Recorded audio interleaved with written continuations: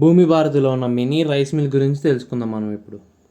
మనమే రైతులకి ఇక్కడ అంటే మనలాగా ప్రకృతి వ్యవసాయం చేసి దీని వెనక ప్రధాన ఉద్దేశం ఏంటంటే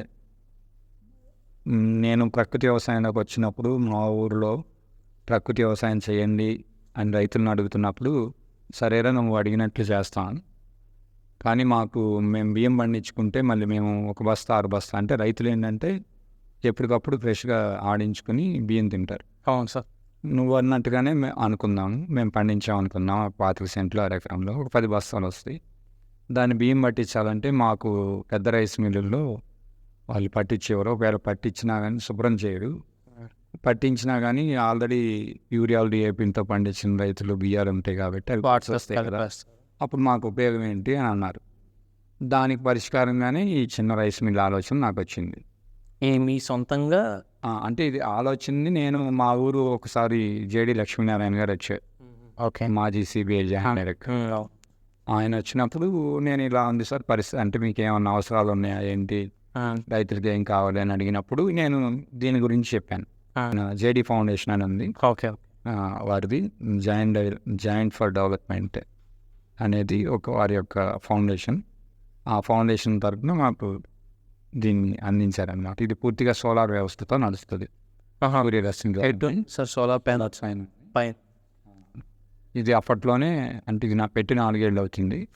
దీనికి 4 లక్షలు ఖర్చు అయింది. చాలా డిఫరెంట్ ఉన్నాయి సార్. Separator, polish. ఇదేంటంటే డీస్టోనర్. ఫస్ట్ డీస్టోన్ అంటారు దీన్ని.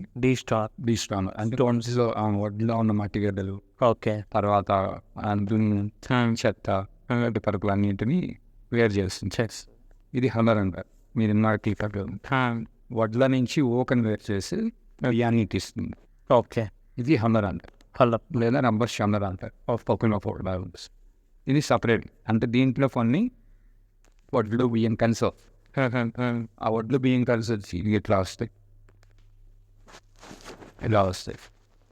ఇలా వచ్చినప్పుడు వడ్లు ఇది గ్రావిటీ మీద నడుస్తుంది, అంటే కొంచెం ఏటవాళ్ళు ఉంటుంది. అదే అప్పుడు అది ఊగుతున్నప్పుడు బియ్యం ఇటు వస్తాయి, వడ్లు మళ్ళీ తిరిగి దీంట్లో పోస్తాం.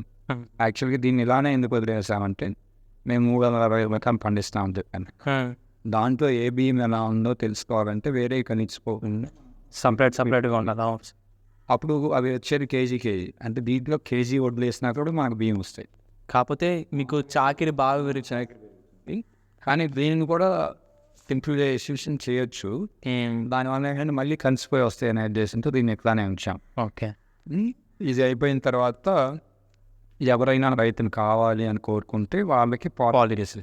ఓకే.